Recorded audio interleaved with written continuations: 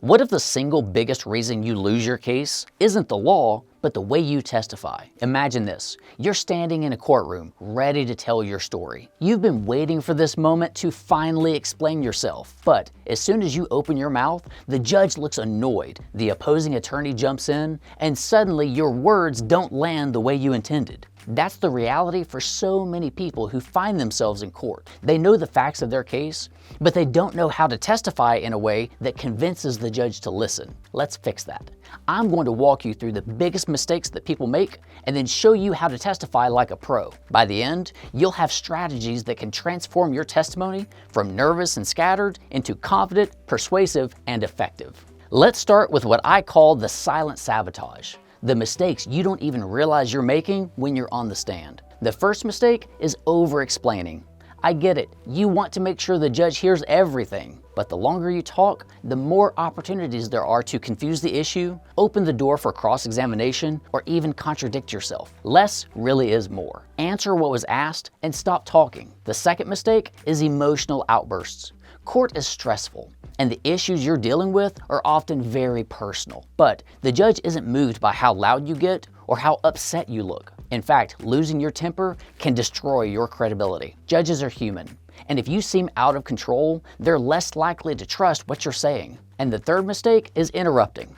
It might feel natural to cut someone off if you think they're misrepresenting you, but in court, interruptions look disrespectful. They signal to the judge that you don't know how to control yourself, and they give the other side an excuse to paint you as unreasonable. Now, let's turn to how you should answer questions. This is where your testimony can really stand out. Start with direct answers. If you're asked a yes or no question, your best move is to say yes or no. Don't tack on a speech or an explanation unless you're asked for one. That discipline shows the court that you're clear, controlled, and credible. Second, give yourself a pause before answering. Silence in a courtroom can feel uncomfortable, but a short pause helps you to think, keeps you from blurting out something you'll regret, and makes your words sound deliberate instead of rushed. Listen to the question, understand the question, and then answer the question. Third, never guess. If you honestly don't remember, it's perfectly fine to say, "I don't recall." That is much better than making something up only for you to be proven wrong later. Judges respect honesty far more than shaky guesses. Words are important, but they aren't the whole story. The way you carry yourself on the stand sends just as strong a message as what comes out of your mouth. Start with eye contact. Looking at the judge, or the jury if you have one, shows confidence and honesty. But be careful not to stare them down. Natural, respectful eye contact is what you're aiming for. Posture is another big one. Sit up straight, keep your shoulders back, and keep your hands calm. Even if you're nervous, your posture should project respect for the process and confidence in your testimony. And watch your fidgeting. Twisting your hands, bouncing your leg, or fiddling with papers all send the wrong signal. They distract from your testimony and make you look uneasy or untrustworthy. The truth is, good testimony doesn't start in the courtroom. It starts with preparation before you ever walk through the courthouse doors. Know your documents. If you're going to refer to exhibits, evidence, or even personal records, you should be familiar with them. Nothing undercuts confidence like fumbling around trying to remember what's in your own paperwork. Practice questions and answers. Even just running through likely questions with a friend or in front of a mirror can make a huge difference.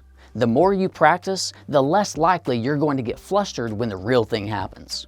And don't forget to anticipate what the other side might ask you. Think about the weak spots in your case and prepare calm, fact-based answers. Walking into court with a game plan is one of the best ways to stay in control. Let's finish with a few key strategies you should always keep in mind. First, focus on the facts. Judges want evidence, not personal opinions. When you keep your answers rooted in the facts, you'll come across as credible and reliable. Second, listen. This is probably the most overlooked skill. Truly listen to the question before you answer. Don't anticipate and don't rush. Just listen. Many mistakes happen because people answer the question they thought was asked instead of the one that actually was. Finally, stay calm under pressure. Cross-examination can feel like an attack, and in many ways it is. But keeping your composure, even when the other side is trying to rattle you, will earn you respect from the court. But if you're really concerned about your testimony, hit that like button and then check out this video to learn how to survive cross-examination. Or you can check out this playlist for our best courtroom procedures and techniques after you subscribe.